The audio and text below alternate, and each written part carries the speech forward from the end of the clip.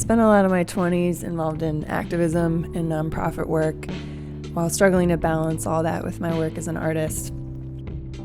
My need to create is a vital element of what it means for me to be useful.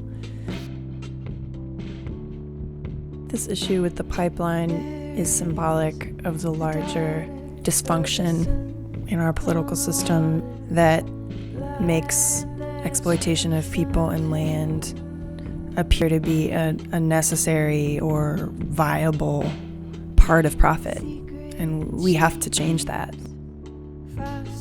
There's a quote I heard recently, "All flourishing is mutual." And what would it take for all of us to flourish?